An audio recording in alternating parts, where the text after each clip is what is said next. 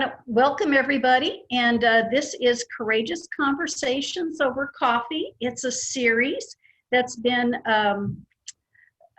hosted by the South Coast Interfaith Council, and we have talked with lots of different people during this time of challenge and hope, and we want to connect with you and bring you some meaningful conversations with people who are wholeheartedly engaging in the struggle with creativity and courage. And my name is Marietta Fong. I'm a member of the board of the council, and I belong to the Rolling Hills United Methodist Church here in the South Bay, Los Angeles area. And we've really talked with some incredible people throughout this series. We've heard their stories, and we've been inspired, comforted, and informed. And today we'll welcome Pastor Q Jean-Marie, and we'll hear a bit more about Pastor Q in a few minutes.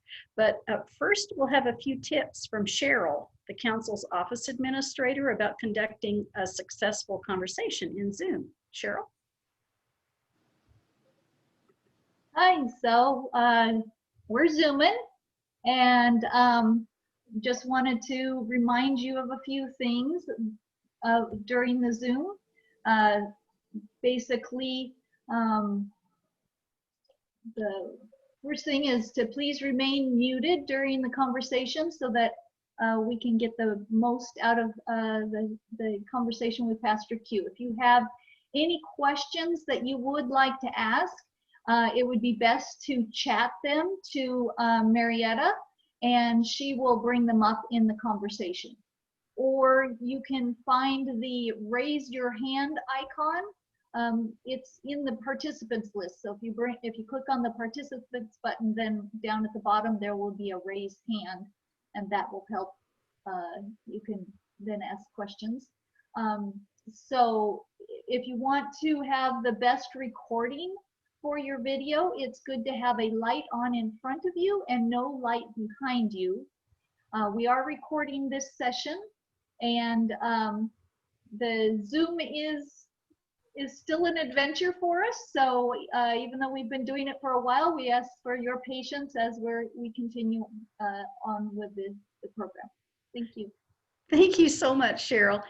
Also, for those of you who haven't been exploring and finding this in Zoom, there's a speaker view and a gallery view button up in probably the upper right hand of your screen.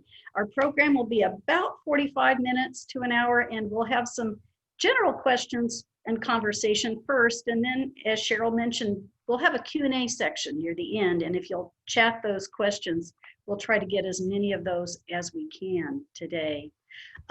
Melia, I wonder if you would be good enough to give us an introduction to Pastor Q. Oh, I'd be very, very honored to do so. So what I'm going to read off is actually a bio that he was one of PBS's SoCal heroes, local heroes, and this is a little snippet that's from there, and then I'd just like to add a few things after that. But essentially, Pastor Q, he founded the Row LA, also called a Church Without Walls, more than 13 years ago. He was a former Virgin Records rapper turned evangelist, activist, and organizer, and he left his music business back in 1994 to follow a religious calling. The Row congregation gathers every Friday night on the corner of 5th and Wall in downtown LA, Skid Row. And he feeds people. It's not just about, it's feeding the soul and feeding the body. He feeds people both spiritually and physically. Pastor Q is also affiliated with Clue, which we work very closely with, which is really great. Clergy and Laity United for Economic Justice, the Black Jewish Alliance, and the We Will Live Coalition. His work includes helping to address unjust public policy issues in Los Angeles, as well as advocating for the rights of homeless people, immigrants, Muslims, and countless other groups. And I was just telling Pastor Q when we started that I know forgive me for stalking you, but it was stalking you with love, because he's such a busy person. But I think it really speaks to who Pastor Q is when I say this. Every time that he did, whenever he would respond back to me, he was never stationary. The first time he was coming out of a meeting, I think somewhere in the vicinity of the city hall, that was months ago. Other times I knew he was where he was because I follow him on social media.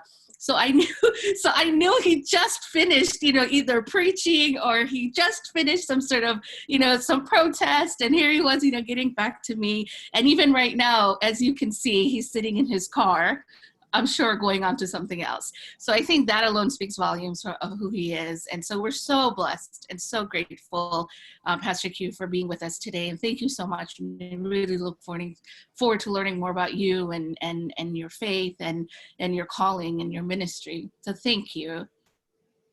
Thank you. Thank you for that undeserved introduction.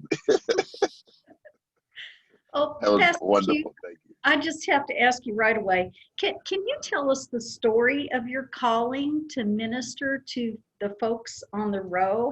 How did you hear the call and know it to be true? And did you already know any of the people either living or working there? Had you been down there? Did you know the neighborhood? Anything like that? How did that happen? Yeah, interesting. I got my call actually to ministry in Wisconsin. Strange enough. In the arena, we were doing a huge concert, 65,000 in Milwaukee, Wisconsin, 65,000 people. And it was such a great high. But afterwards, after I got off stage, there was something missing. And I think that's when things began to change for me. Shortly after that, I went to watch the movie Malcolm X by Spike Lee, the autobiography of Malcolm X. And all through the movie, I felt like, this awakening in my spirit. And I felt like God said, I want you to be like him for me. Two phrases that I kept hearing in my spirit, not an audible voice, but in my spirit, the two phrases that kept coming up was, I want you to be like him for me. He died too soon. I knew he died too soon was a warning. I don't want to go into it, but at the time we were having a lot of conflict in the hip hop industry. I lived right next door, right across the street in Compton at the time from Suge Knight, who was the owner of Death Row Record, the record label that Tupac Shakur was on. There was some conflict happening, but I knew it was kind of like a warning. And I'm like, okay, well, what do I want my life to be about? And after watching that movie, I just felt this strong calling. And actually, months after watching the movie, I went to a church in Inglewood called Faithful Central. I was licensed to preach there, moved to New Song in Irvine, became the outreach pastor. And of course, the rest is history. Started planting churches and ministries, planted New Song LA here in Culver City. Pastor Adam has been pastoring that church since that time. It was about 3 years prior to actually prior to starting the Row LA, the Church Without Walls. And we're 14 years old. We were 14 years old on August 8th. The Church Without Walls became 14 years old. And so it was just inspiring to see how God, I believe, continues to speak to me, even through Wisconsin, how everything is so connected. It's amazing. That's beautiful. That is beautiful. So way back in 2006, when you'd been down Inglewood, Irvine, and all that, and all of a sudden, or maybe it wasn't all of a sudden, maybe it developed into a clear message that no, it's the Row. That's where I need to be. How did that part happen? Well, the Row was always in my heart, right? The College Boys, which is the name of our group. Our first single was called Victim of the Ghetto. And so we were always about reaching out for the poor. Usually hip hop music would sell. About 70% of all hip hop music are purchased by white kids in Anglo areas. But with the College Boys, most of our music were purchased in the rural areas, places like Monroe, Louisiana, real back, back in the bayou. And I think it's because of the message. It was called Victim of the Ghetto. Victim of the Ghetto was actually the theme song of the Los Angeles uprising in 1992, some call the LA riot. I lived in Compton at the time. Cars were just driving by playing that song while the city was burning. And so we've always had it's always been about places like Skid Row for me. So it's always been in my DNA. I was mentored by what I call the Trinity of activism in the Caribbean: Bob Marley, Bunny Wailer, and Peter Tosh. And so all of their music would speak about social justice issues. And so I was ready. So it was meant to be. Sounds like it was meant to be. Yeah. Yes. But so now I understand you worship every Friday night down there on Wall and Fifth, or Winston and Fifth. And then, Yeah, but how do you gather up the folks? How does that happen? well, you know, we in Skid Row, obviously Skid Row is a community in itself, right? So we normally generally we don't say folks are homeless. We generally say they're houseless, because Skid Row is kind of like a home for a lot of folks, right? Even if you don't have a place to live, you might have a cardboard, you might have a tent, it's still home. And so most of the folks who are houseless came from surrounding cities here in Los Angeles. About 70% of the folks came from the area. You know, there are a lot of people who say, well, people are transient and they come from other states. Actually, most of the people, at least 70% of them, came from the area. And so Los Angeles is home to them. And we just set up on the street, and folks know that we'll be there. We tell them, we want to love you without strings. You don't have to listen to me. I'm going to preach a message, but you don't have to listen. You can come afterwards, after I preach the message, and get what you really want. Get that food, get some clothes, get some hygiene kits, whatever you need. Just come get it. And so generally, since in the past 14 years, every Friday night, we've been able to feed anywhere between 50 to 200 people every Friday night. So, and of course, I've given people blankets and all kinds of things, hygiene kits, just whatever we're able to gather. Well, so what's a service like? I know you preach a message. Is there any music? What else happens? Yeah, there's music. There's music. We preach a service. If you really want to experience a Church Without Walls service, look for the last CNN episode of United Shades of America last Sunday with Kamal Bell.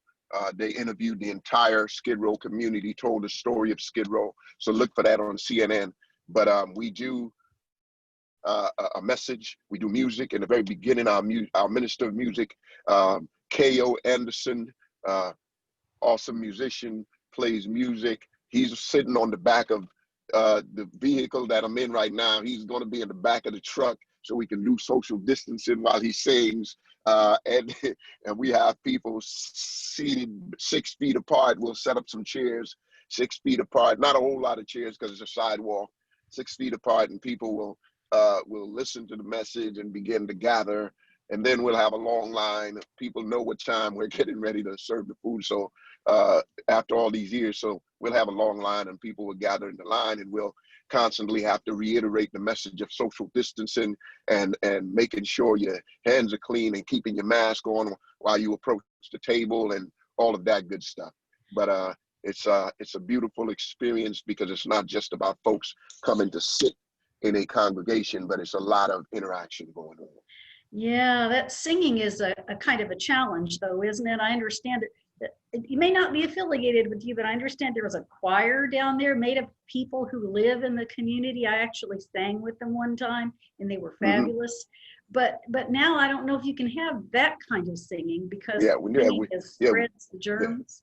Yeah, we don't have a choir. K.O. Anderson was with Urban Voices. That's the choir you're talking about.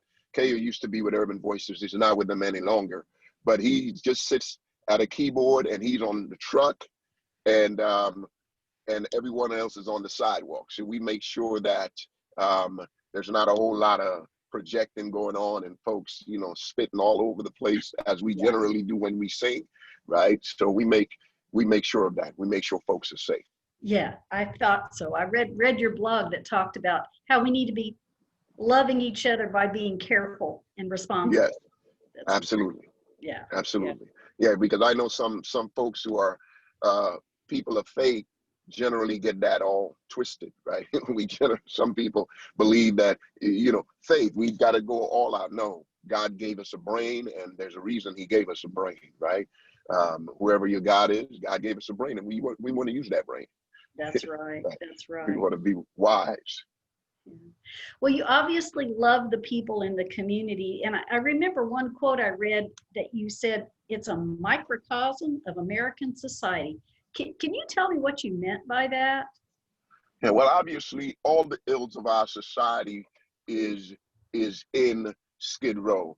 Skid Row began, when we think about how America began, how this experience of Skid Row began with the Great Migration of African Americans fleeing the South, fleeing Jim Crow laws, fleeing lynching, moving to the North and the West to get jobs, moving into South Central, and then after the Japanese were interned during World War II, I believe, they were interned, sent into the internment camps in the 40s. And so African Americans who were living in South Central, there was a housing crisis in the 1940s during World War II. So those African Americans migrated into what's now called Little Tokyo through Central Avenue, because Central Avenue goes right into Little Tokyo, and occupied the buildings that the Japanese were unjustly evicted from during the internment of Japanese Americans. And so Black folks moved into that area. It became known as Bronzeville, Black Wall Street West. And we know what happened to the original Black Wall Street in Tulsa, Oklahoma, but this became Black Wall Street West. And jazz in Los Angeles emerged on Central Avenue between 1st and 5th Street, a huge hub of jazz and blues. All the early Los Angeles musicians emerged between 1st and 5th Street here in Little Tokyo in Los Angeles. And when the Japanese came back 3 years later, of course, there's a housing crisis. Some of the folks actually, spilled into Skid Row. Some found other places to go, and there are a lot of ways in which Skid Row has been populated throughout the years, but that's just one of them. Of course, deindustrialization is the biggest one, the biggest reason. Wow, so the history of America really is reflected in the history of the road. It sounds right, because the same American institutional racism that in turn Japanese were the same institutional racism that was oppressing African Americans. And then when those two communities came, there could have been some volatility there, right? When we think about the 92 uprising, the Korean community, there was some volatility there as well. But we've always got to focus on the real issue. And the real issue is not that it's not Japanese or marginalized people groups who are trying to get the scraps and the crumbs off the master's table, right? It is actually the system that we need to be fighting. Yeah, you look for all that intersectionality, right? Yes, but also ways to work together, I assume. So tell me about that. Who is helping you down there, and which ones are effective? Do you have some partners? We know about Clue a little bit, but tell us more about that and maybe others who are working together with you. Yeah, well, obviously my work is really a work in the city of Los Angeles and not just confined to Skid Row. So it's pretty broad. Our community partner, LA CAN, Los Angeles Community Action Network, we do a lot of work together in terms of housing policy, public policy, and all of that stuff. And also attempting to create positive models in Skid Row and positive opportunities in Skid Row. Los Angeles, LA CAN has a rooftop garden, and prior to COVID, they were doing a farmer's market, and they do know your rights presentations for folks who may be getting evicted, right? We have a nonprofit ourselves called Creating Justice. We're getting ready to start. We started it prior to COVID and had to take a step back, but we're getting ready to relaunch our Creating Justice, the hip hop smoothie shop, where we want to create economic opportunities for our folks. We want to create an alternative to capitalism for our folks in Skid Row. being a former neighborhood pharmaceutical dealer, I understand that these conditions where people are really trying to survive and make a living, if we don't give them the opportunity, then of course that's where crime comes from, right? The safest communities are not the communities with the most police. It is the communities where they are the communities with the most resources, right? I'm also part of Black Lives Matter Los Angeles, have been since the inception in the early days in 2013 during the Trayvon Martin situation, and also a co-founder of Clergy for Black Lives. We are in the beginning stages of Clergy for Black Lives as we continue to fight institutional racism and continue to try and create better systems for our folks. Thank you. I hope we can remember all of those, and maybe if anyone has a chance, they can chat some of that into the chat box so we can write that down, remember some of the other ways to join in and help out. I want to ask you something.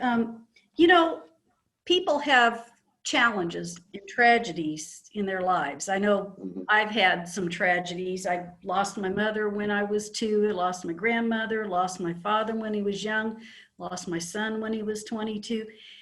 And I always thought, you know, that most everybody out there is blessed and leads a life that is relatively okay until you experience something and you start talking to other people and you find out that there are so many losses and wounds and struggles. And I used to talk to my pastor in our church and say, I know probably 1/10 of what is going on out there, but you see all this. Does it look like an army of walking wounded to you? What do you see? How do you go on? And he said to me, well, I look out at the group, but yes, I see that, but I also see stories of grace and courage and compassion. And I just wonder if you experienced that, and if you have any stories you can share with us about things that you've witnessed, things that you've seen that were like that. Yeah, well, I could start with my own personal story, right? I met my mom for the first time. Obviously, she birthed me, but she had to leave to try and make a better life when I was about 2 years old, and met her for the first time to me when I was 9 years old. So 7 years, and the people that I was living with used to brand me with hot spoons. I'm 56 years old. I still have the brand marks, right? I still remember the wounds are healed, but they're actually the fuel that helps me keep me doing the work that I'm actually doing now. So I met my father for the first time in my 40s, and actually when I was 9, I actually met him for 5 minutes, and then I had to fly away, and then met him again, went to look for him in Barbados when I was in my 40s, and looked for him for like half a day, and finally found him, and had a conversation with him, and haven't spoken to him since. So I've only talked to my father twice in my lifetime, right? But I don't feel sorry for myself. Actually, my pain is my platform. My pain is my jumping board. It's my diving board. It's my spring, right? It's my fuel that continues to keep me moving, whether I'm speaking to kids in Guatemala or whether I'm speaking to kids in Thailand. I can relate even if I'm speaking through a translator. And I'm saying that because I've done that. Even if I'm speaking through a translator, the kids can relate because I've had that experience in my life. But even here in Skid Row, one situation, a brother named Ike, who would have seizures all the time, he flatlined one Thursday, and the paramedics came, and they were able to get him back and revive him, and they left him there, obviously, because there's no place to take him, right? So they left him on the sidewalk with all these needles in his arms, and he came to church that Friday night, and he said, Pastor, I flatlined yesterday, and I'm grateful to be here. The paramedics was able to bring me back, and you know, I'm committing my life to walking with God and trying to be more intimate with God. And 2 weeks later, he died across the street of hyperthermia. Right? So we have people dealing with conditions, whether it's mental illness, whether it's a regular physical illness, but we have people attempting to deal with these things, and sometimes they they have to find a way to numb that pain, and so they might abuse certain substances. But to me, the primary predator of the folks in Skid Row are the policymakers, who refuse to just this week. I was advocating against. I was advocating for a rent moratorium, advocating to ban evictions, because we keep putting band-aids on our issues. We have 40 million people in America who are at risk of facing an eviction, right? And we're sitting here passing these policies that it makes absolutely no sense, like putting a moratorium on evictions, yet still at the end of that moratorium, people are still going to have to pay back rent. And they say, well, they only have to pay 25%. All of these things are what keeps actually filling Skid Row. Prior to COVID-19, we had 1.3 million people who were at risk of being houseless. 1.3 million, that was according to the mayor's numbers, who were at risk of being houseless. Now that COVID, and during COVID-19, the 2019 numbers came out for houseless individual, and though we were housing 200 people a day, 13% was the increase in houselessness. So what do you think is going to happen at our next count in 2021, or at the 2020 count, homeless count? Thin line between being houseless and having a house is having Exactly. So I could sit here and dissect the whole thing, but many of us who are in this work, including some of you guys, you know the story. Yeah. Do you tell me a story, if you know one, about people who have taken care of each other or shown some compassion, the people that live there? Yeah. And Well, absolutely. Yeah, absolutely. People take care of themselves all the time. People are generally sweeping around their tents. There's TC who used to come to our church, and he came to our church for about 7 years and lived in a tent while he did it. And we were finally able to get him housing after we advocated for him for about 2 years. TC was more of the guy who would take care of everybody. He would look out for women who would come to church in Skid Row and those who weren't part of the community. And he would look out for folks in the community. We have folks who are sharing their one bedroom, what they call SROs, right? Single residency occupancies. They're about the size of a jail cell, and people still share those resources. And even the church without walls, we have a unofficial, I call it, micro loan program, where we were been able to get people into housing, pay for their deposit. And I know someone right now who's had housing and a job for over 5 years, and we've had to give help them with microloans throughout the process of that 5 years. But now they're stable; they don't need a loan anymore. We've given them microloans without interest because we want to make sure that folks are taken care of. And so we've done it just recently. We've had a gentleman who's 65. He still works. He went to visit his mom. He wanted to go visit his mom in Boston because his mom was ill, and I wanted to make sure it wasn't fatal, and that he didn't get an opportunity to see his mom. If he's 65, his mom is much older. So we were able to pay for a ticket so he can go to Boston to see his mom. So these are some of the things we do as the Church Without Walls, and some of the folks in the community do as they're looking out for each other. I'm going to go to some of the questions in the chat box, and Amelia was asking if you have seen an increased number of kids and youth on Skid Row. There's this Um, yeah, can you answer that Absolutely. question? Absolutely. Because we know that um, generally a lot of kids from foster care end up homeless, right? A large number. And so a lot of those young folks end up in Skid Row and become part of the culture of Skid Row. And because we don't have a whole, we there are a group of us who are doing positive things, but there are also some negative things that they can get involved in. Obviously, the environment uh, uh, is conducive for that. You see more families with young kids now than before, perhaps, or not? Absolutely, absolutely. We have families in the Union Rescue Mission, which is one of the only missions that have families. But we also have families who live in tents with their children. Currently, we are doing this thing called Reclaim Black LA, and we have a family of 6 right now that's in a hotel room that we've been paying for them to stay in a hotel room $2,800 a month to stay in a hotel room because it's expensive when you're poor, right? I've had to live in my car for 3 months. I can tell you it's expensive to live in Skid Row.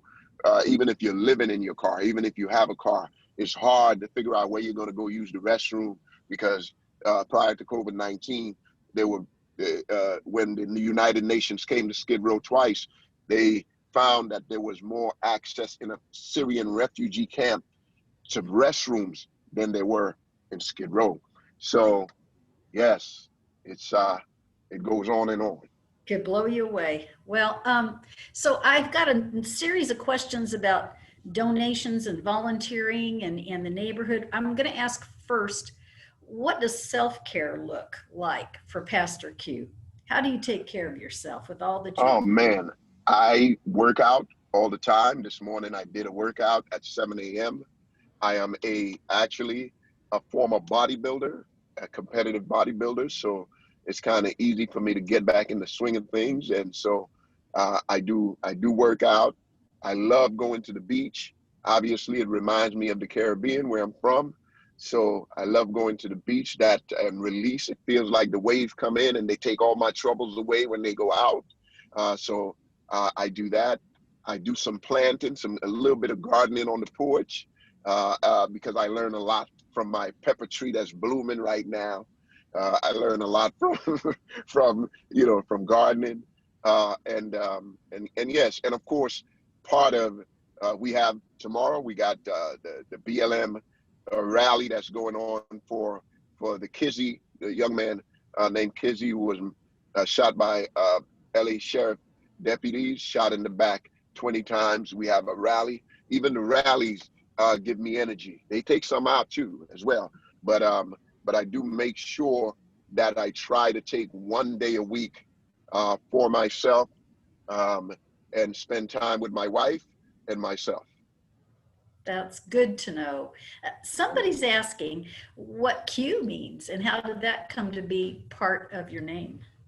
Yeah. So my real name is Stephen uh, Jean-Marie. Jean-Marie is the way to say Jean. It would be Jean-Marie in French. Et ça parle français. But my first language that I speak is a combination of French and the African dialect, tribal dialect. So the pronunciation is tribal. So we say Jamawi. And so um, that is my real name. Q happened while we were in the studio working on our first album. The cue on the music on this mixer is what brings everything in. I was actually everything to the group, the manager. I would make sure we get paid. People had a hard time telling me no because sometimes promoters can be shady. And took care of the group and all of that. So that's where Q came in. They started calling me Q, and that's where and it stuck. Oh man, I'm glad somebody asked that question. That's really fascinating. So of course, one of the things we want to know is how do we volunteer? How do we donate? And then before I get into the details on you get into the details on that, Neely was asking, she said there's kind of a fear that many folks have for Skid Row, you know, mostly as a result of how it's portrayed in the media. Do you think that it's portrayed correctly in the media, and what, you know, what can we do to help, and what can we do to help Well, the image? yeah, well, obviously, I'm not going to paint an image that is not true. Mhm. Are there issues of violence in Skid Row? Yes. There are issues of violence everywhere, right? Um, it may be a little bit more because obviously it's dense. Look at how COVID-19 ravaged New York. New York was a densely populated area. So anytime you have a negative element, it's going to exacerbate the situation. So obviously we have some of that, but we also have some positive things in Skid Row. I think the best way to describe it, I've been in Skid Row for 14 years, every Friday night at nighttime, in Skid Row when the lights are off, right? For the past 14 years, I've experienced maybe 3 incidents. One incident was that uh, a woman said she was going to slice my throat. And I said, man, that'll be a lot of blood. You might not want to do that. It might get on you. But we were able to de-escalate that situation. There was another situation where this young man was having there was a conflict between 2 young folks, and they wouldn't separate. So I had to pick one of the guys up, and he was weighed about 200 pounds, but I had to pick him up, take him to the other corner, and actually sit there and have a conversation with him. And then there was another incident where this young man owed another person $40, and the person had a knife, and they were getting ready to fight, and the guy was trying to stab him. And I said, hey, what's the problem? He said, well, he owed me $40. I'm like, well, yo, peep this. I'm gonna get you your 40 bones, but if I get you your 40 bones, you gotta leave him alone, right? So I'm about to buy his freedom so that you leave him alone. So I looked to the congregation. I didn't have 40 on me, raised $40 from the congregation. They handed me the money, and I said, look, I'm doing like Jesus now. I'm going to buy his freedom from you. Leave him alone. So I handed him the $40, and he sort of moved back, and he goes, but I'm like, yo, it's no but. If there's a but, if you want to kill him, give me my money back and do what you got to do, or take the money and leave. So he takes the money and leave. And then just recently, about 2 months ago, there was an incident where there were 2 drunk folks. One of them gets real happy when he's drunk, and the other guy gets real violent when he's drunk, and he wanted to fight me. And I kept saying to him, dude, whatever you do, please don't swing, because I don't want to have to protect myself. That's not what I want to do. And he kept lunging like he was going to hit me, and I'm begging you, don't do that, because I don't want to have to protect myself. And so eventually a lady came by that knew him, pulled him to the side. They had a conversation. He came back, looked at me, and then walked away. So those are the incidents we've had, and there are a lot of positive things we've had in Skid Row. One time someone left their trunk open, and someone came to them and said, hey, your trunk is open. And the person went and everything in the trunk was there. There was another time when someone left the trunk open and somebody took the stuff, right? So, so, so that's the real about Skid Row. But there are a lot of positive things happening in Skid Row. We got music happening in Skid Row in LA Can. We've got rooftop gardens. Of course, we're launching the hip hop smoothie shop, because we're not trying to get people out of Skid Row, because we know they want to gentrify Skid Row, right?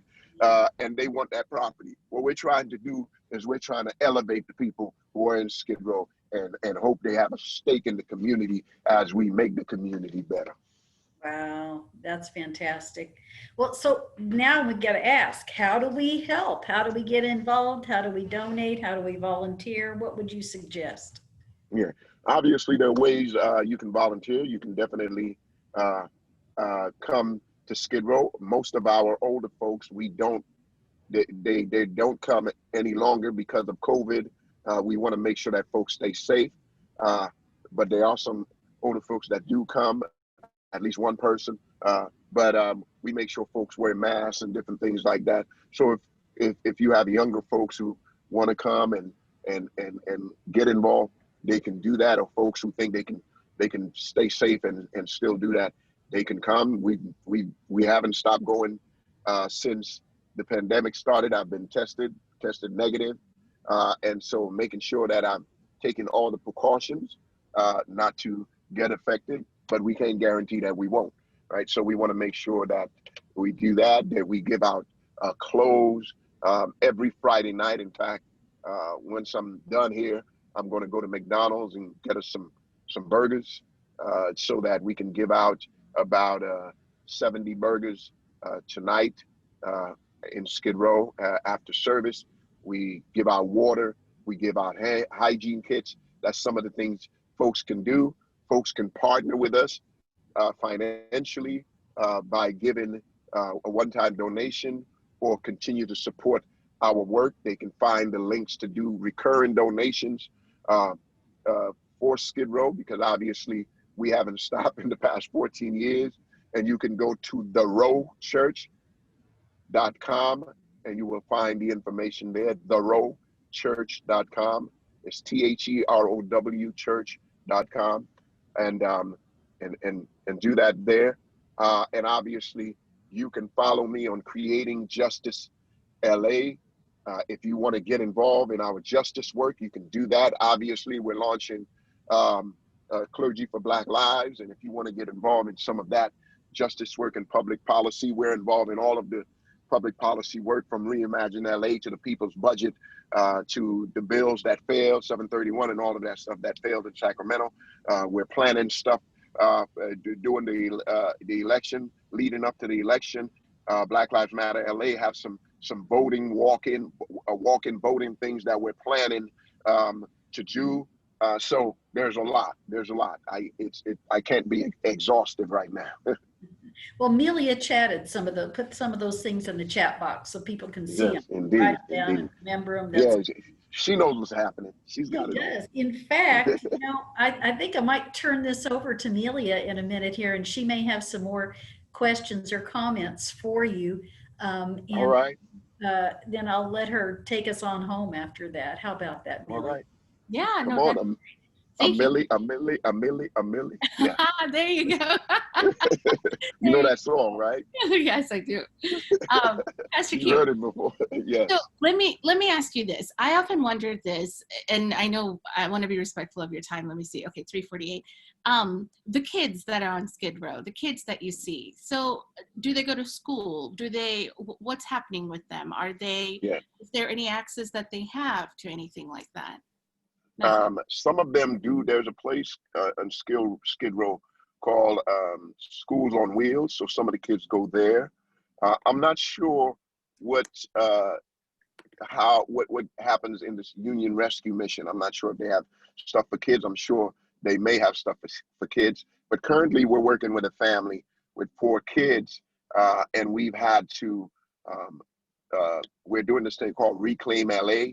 And it's kind of radical, so I can't mention it online, but we are working with a family and they have 4 kids. We have had to actually, it's hard to be stable when you're unstable, right? So we've had to try to get kids in school and all of that stuff and get them registered and get them computers and different things like that. So it's really hard for the kids in Skid Row to go to school, but I do know that some of them do go to school. Okay. I wanted to also ask one other thing before we conclude. Part of our organization, I mean, we're kind of based in the South Bay, so we do a lot of the work there. But, one of our regular programs is feeding the homeless and things like that. And I specifically remember, because it just left it hit me so hard when this individual said this. It was probably about, my goodness, I've been in this position for 10, 11 years now, and this was probably my 3rd or 4th year. And we were in one of the downtown Long Beach churches, and we were doing feeding. And a man, as I was putting food on his plate, he looked at me and he said, last year I was where you were, meaning that he was feeding the homeless, right? And now he and his family. Mhm. And so I think, you know, people a lot of times have these, and I'm sure there's some truth to it, but there's these negative connotations. Oh, well, they ended up there because that's what, you know, they did it to themselves, right? You know, that's Great how question. they got there. So like you know, I'm thinking back to this family of 6 that you talked about. I mean, I can't even fathom being on the streets with a family of 6 without obviously, you know, just generalized. How do these families end up on Skid Row? What Yeah, happened? Where did great where did question. we fail them? Yeah, great question. Obviously, 70% of the people who end up on the street, whether it's Skid Row or anywhere in Los Angeles, homeless folks, 70% of those folks end up on the street for 3 reasons. Number one, housing unaffordability. Number two, housing unavailability. Number three, poverty. Only 30% or 29%, the actual number is 29% of people either suffer from mental illness or substance abuse. Now, those are normally the ones that are dominating the news cycle and dominating everyone's minds because it makes it easier to tolerate it, and it makes it easier to vilify those who are houseless. But 70% of those folks are houseless because, like I said earlier, 1.3 million people were at risk. Not just million people, 1.3 million working people were at risk of being houseless prior to COVID-19.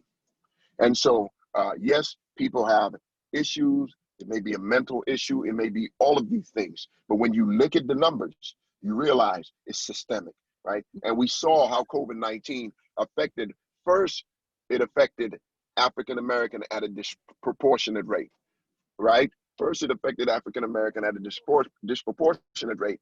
And then the system continued to give you the outcome, and it began to affect Latinx folks and Latino folks at a disproportionate rate because they were going to work and working in essential places. You know, whether they're working doing our vegetations and different things like that, or working in grocery stores. You see the two vulnerable groups of people are disproportionately affected, and it's because of our public policy and our failed system. Okay. Okay, let me see the time. Okay, 3:52. Last question I'll ask, and it's just in regards to you were saying part of your services is that you also distribute clothes and things like that. If you know, people can go to the website to make donations, and I hope that they will do so. And there's one other question I'd love to ask actually. Right before that though, for those who may have clothes or actual tangible things that they can donate, how would they get that to you? Is that something that we would bring on this Friday? Is there a place that's collected, or? Yeah, we have a young man who just started doing clothes for us. Okay. So I can connect folks with him, Okay. and have him either pick it up or have folks drop it off to him, either way. And we can work that out. Okay, Yeah. and I am going to ask this because I think it's important, and I think you're a great person to ask this just from your experience. In terms of why the increase in homelessness in Inglewood, why? Why do you think that's the case? Systematic. if people don't know why, they're living under a rock, right? We know we're building a stadium in Inglewood, right? And gentrification. We know there's a huge stadium in Inglewood, and folks always say, well, we're creating jobs and we're doing all of this stuff. But we know in California, with the Black Workers Center here in Los Angeles, we just had to pass an anti-discrimination bill as it relates to Black folks, because Black folks are being discriminated. Black folks and LGBTQ folks are the folks who are most discriminated against as it relates to employment. So one of the hotels, the Intercontinental Hotel that was just built years ago right here in downtown Los Angeles, was supposed to hire a certain percentage of African American folks.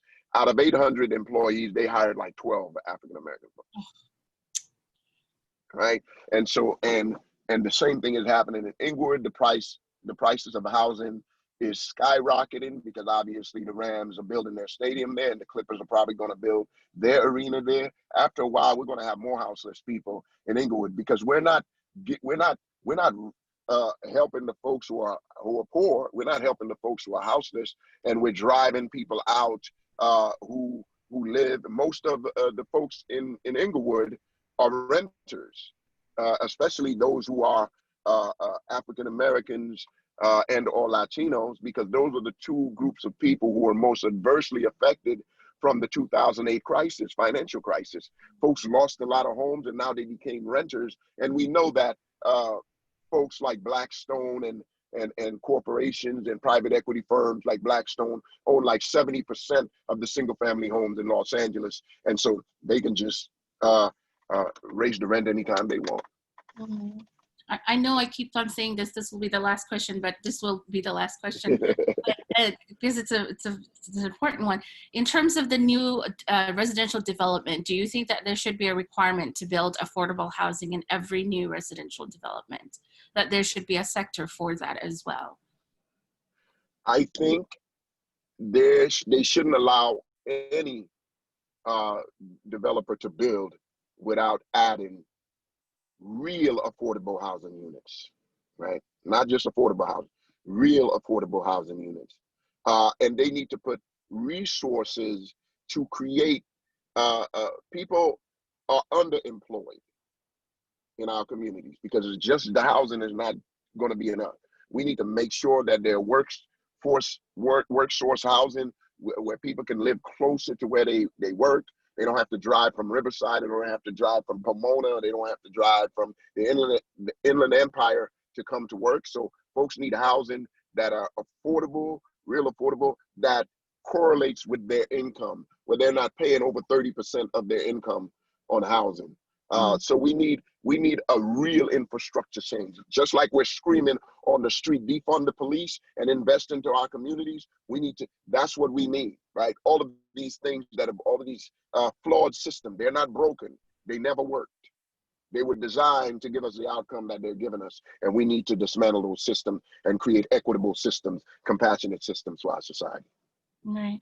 And how great would it be, the individual just added, and to include support resources like counseling and job development, Absolutely. mental health, school enhancement. So you Absolutely. really are a community. You really feel like it's a neighborhood that's for you, that welcomes you, that you're a part of.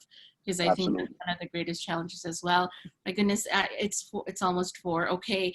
I know, I just want to, I feel like I got him. I'm just going to ask him all the questions now. So, but I will you can always ask me back sometime. You can always ask me back. Respectful, yes, I will be respectful of your time. But thank you, Pastor Q. Thank you so much from just the bottom of our hearts for all that you do and for really living by example, and that's huge in our world today. And so we thank you and we keep you in our prayers, and we ask you to do the same for us.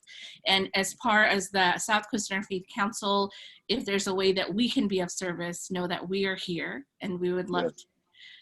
But if the rest of you, if you guys have additional questions, please go ahead and send in. What we can do is we can send it to Pastor Q and he could address it and we can send it back to you guys. But thank you so much. And I think Cheryl, if you have some end slides, we'll do those real quick and then we'll do a final real goodbye. So that we can. But just some of the things we wanted to remind you of. One of our programs are Interfaith Cafes.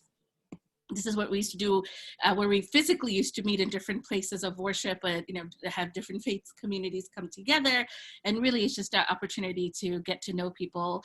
Obviously, we can't meet physically, but last month we did our first virtual one, and we had about 31 people in attendance, and it went really great. And so we're continuing that again on September 13th, which is, I think, 2 weeks next weekend, I'm not sure. But anyways, that's a program that's coming up. Would love you to join us for that. And then Cheryl, our Religion 101 series is continuing. We had our first one it is the 4th Thursday of every month at 7 p.m. And we had our first one, virtual one, last month, where we had a physician who actually spoke about his Jain faith. Well, in September 24th, we have Pastor Stephe Beckman, who's just a beautiful, beautiful man. And he will be speaking about the Evangelical Lutheran Church. And he is the pastor of Gloria Dei Lutheran Church in Long Beach. So we invite you to join us for that. And then a reminder, Long Beach Gives on September 24th. We'll share some more information about this, but initially it's a day of giving, and South Coast Interfaith Council was chosen as one of the nonprofits in Long Beach where the whole community can give towards supporting nonprofits. So if you'd like more information or to be a peer fundraiser for us for that, we would love that, especially at this time, but do mark that date. And I think we have one more, which is our gala. This year obviously can't meet in person, but we will still continue to have it. This is open to everyone. It's really, we wanted to provide an opportunity for all people also just to feel supported and uplifted, and just to feel a sense of community. And so we have actually actor Rainn Wilson, who's best known as his role as Dwight Schrute on the NBC sitcom The Office, if you're familiar with that. But what many people don't know is he's actually a Baha'i, a very devout Baha'i. And so he's going to talk about his faith and kind of what we as a collective community can do to uplift one another. And this is open to everyone, so please join us on October 18th, 3 to 5 p.m. All of this stuff can be found on our website. And the last slide, couldn't end it without an opportunity to give. So I know all nonprofits and really the world is, asking for donations, but if you are able to, we would love for you to please support the work that we do, so we can continue to have conversations like this and educate people and really feel, build a sense of community even amidst this COVID pandemic, and be there for one another. So you could go on our website, scinterfaith.org/donate. You can text help SCIC to 44321, or mail in your donation to 759 Linden Avenue in Long Beach. So I think that is all I have. And again, anything else from Marietta before I want to, 2 minutes over, so I want to be respectful, but if not, thank you again, Pastor Q, and I hope that we'll Thanks all for having me. Absolutely, and I'll be Thank watching you for all the work that you guys are doing as well. Thank you, Pastor Q, and I'll be watching you tonight on Facebook. For those of you who want to really know what he does, just go on his Facebook page. He lives a lot of the things that he does, and it's a great way to just become acclimated to his work and all the good things that he's doing. So thank you, Cheryl. Thank you, all of you. And we will see you again next month. We'll have more information. First Friday of every month at 3 o'clock for Courageous Conversations. All right. Blessings. Thank you, guys. All right. Blessings to you, Thanks Pastor. for the blessings. All right. All right, thank you. Guys. You guys have a great evening. You too, Pastor Hugh.